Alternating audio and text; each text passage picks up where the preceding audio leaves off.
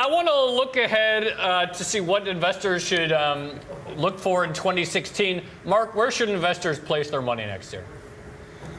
Well, I just read the other day a Barron's cover, and not one strategist was negative about the stock market in 2016. I think the US stock market will go down in 2016. I think 10 years US Treasuries are quite attractive because of my outlook for a weakening economy. And actually, I believe that we're already entering a recession in the United States. Then emerging markets, as you know, have underperformed grossly the US since 2011. I think it may still be slightly premature to make a major commitment into emerging markets, but they're moving into a buying range. And then I like real estate in the countryside in Portugal, Spain, Italy, and in Indochina. Indochina being essentially Vietnam, Laos, Cambodia, Myanmar, Thailand. And I think the Vietnamese stock market is very attractive as the economy continues to perform exceedingly well. Frank, where do you see commodities headed? I mean, that will determine a lot of how emerging markets will perform. I think commodities are under pressure now because of the debt levels themselves. You have a slowing world economy.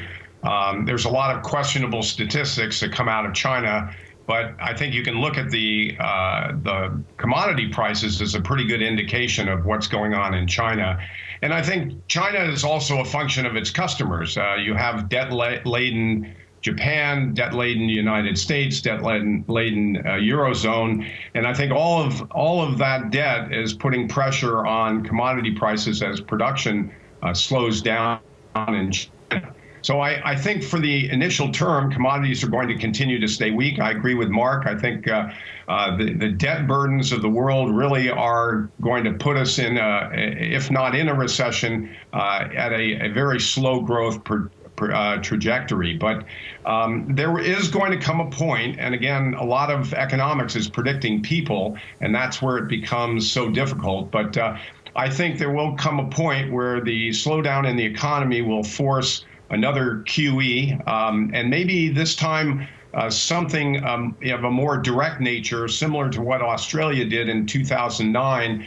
They sent a check of $900 for every man, woman, and child below a certain income level, and that bypassed essentially the reserve banking system. And if things slow down enough and commodity prices get low enough, you'll probably see some more direct monetization. I just want to go back to Marc real quickly. You called out the persistent optimism of the strategists at the cover of Barron's.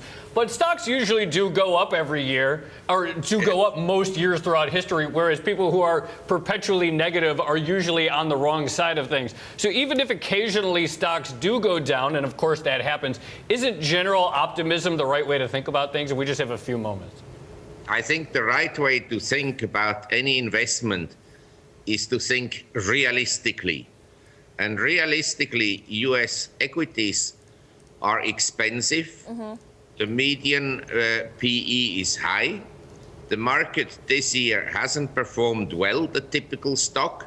It's been driven by just a few shares, the FANG stocks, Facebook, Netflix, Amazon, and Google, that were particularly strong, but the median stock didn't perform well.